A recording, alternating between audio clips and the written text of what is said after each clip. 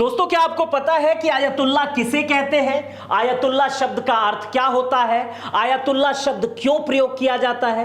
दोस्तों, जब से आयतुल्लाह अली खamenei की मौत हुई है तब से आयतुल्लाह शब्द चर्चा का विषय बना हुआ है। सारे लोग आयतुल्लाह शब्द का प्रयोग तो कर रहे हैं, लेकिन बहुत सारी जनसंख्या को यह नहीं पता है कि आयतुल्लाह शब्द की हैसियत क्या होती है, आयतुल्लाह शब्द की पावर क्या होती है। इस वीडियो में मैं बताऊंगा कि आयतुल्लाह शब्द का अर्थ क्या होता है, आयतुल्लाह बनने के लिए क्या क्या करना पड़ता है, ईरान में कितने आयतुल्लाह हैं, आखिर आयतुल्लाह इस समय क्यों हो रहा है। चलिए इस वीडियो को समझते हैं और पूरी वीडियो को देखिए और बहुत कुछ आपको इस वीडियो में जानने को मिलेगा। दोस्तों, आपको यह जानकारी तो होगी ही कि आयतुल्लाह अली खamenei की मौत हो चुकी है। अमेरिका और इजराइल ने इन्हें अपने मिसाइलों से मार दिया है और इनके बाद जो नए अंतरिम सुप्रीम लीडर बन रहे हैं जिनका नाम है आयतुल्लाह अलीरेज़ा आरिफ, ये है नए अंतरिम सुप्रीम लीडर।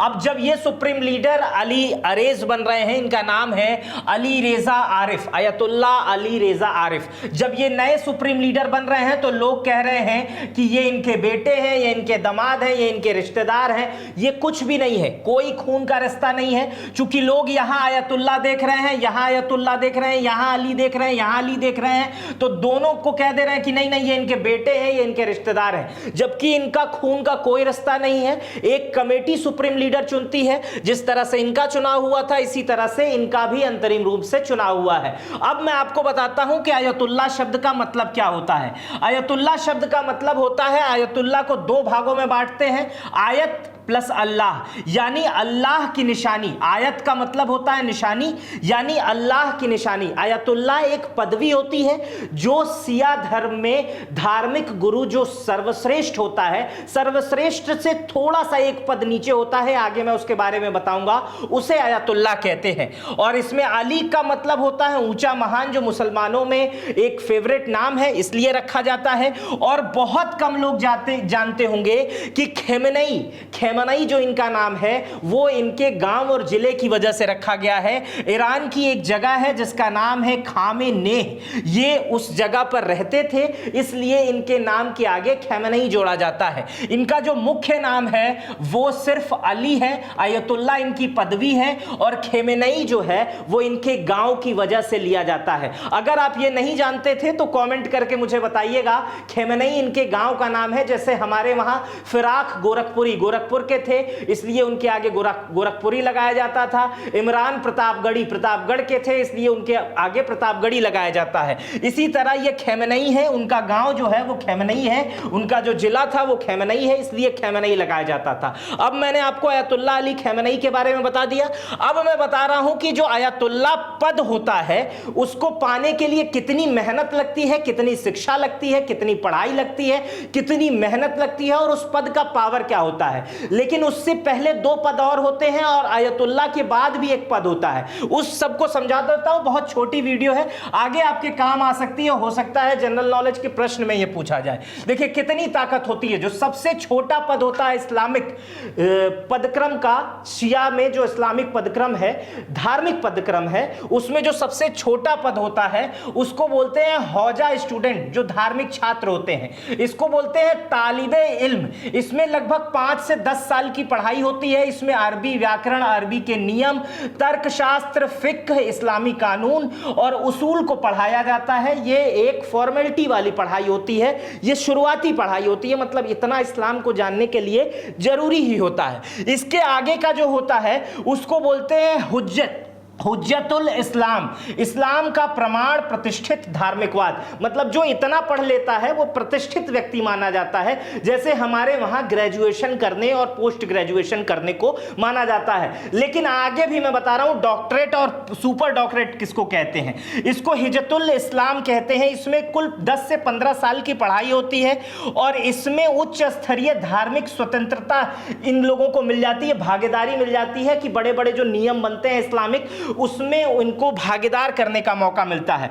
पावर और अधिकार जो है इनका, वो स्थानीय स्तर पर धार्मिक मार्गदर्शन करने का होता है और सामाजिक धार्मिक संस्थाओं का नेतृत्व करने का होता है। जैसे मोहल्ले में कोई कार्यक्रम हो रहा है, जैसे हमारे वहां रामायण हो रहा है तो पंडित जी को बुला लिया गया, वैसे इनके वहां हुआ मौलाना जी को बुला लिया गया। कोई बहुत बड़ी पावर नहीं होती है। लेकिन जो तीसरी जो सबसे बड़ी पावर होती है, जो दूसरे नंबर पे जिसको कहेंगे, उसको कहते हैं आयतुल्लाह, जो ये खमेनी साहब थे।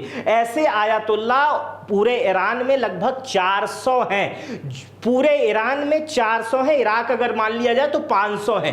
तो आयतुल्लाह इतनी बड़ी पदवी होती है, इसको पाने के लिए कम से कम 30 साल तक इस्लामिक शिक्षा ग्रहण करनी होती है। इस्लामिक कठोर कानून, कठोर पढ़ाई, हदीस की पूरी जानकारी, पूरे कुरान की जानकारी, कुरान के एक एक एक्सप्लेन की जानकारी, उसके अलावा अर्थशास्त्र, तर्कशास्त्र, जितनी भी चीजें हैं वो पढ़नी होती है। उसके बाद से बहुत बड़ी कमेटी बैठती है जो आयतुल्लाह का मानद देती है और एक उन्हीं के बीच में एक तर्क होता है, परीक्षा होती है, जैसे हिंदू में शंकराचार्य आप समझ लीजिए, और बड़ी पदवी होती है। वही आयतुल्लाह है, लेकिन हिंदू में तो 4 शंकराचार्य होते हैं, इनके वहां 400 है। लेकिन आयतुल्लाह एक ग्रैंड पद होता है और वो आयतुल्लाह अली खमेनी थे।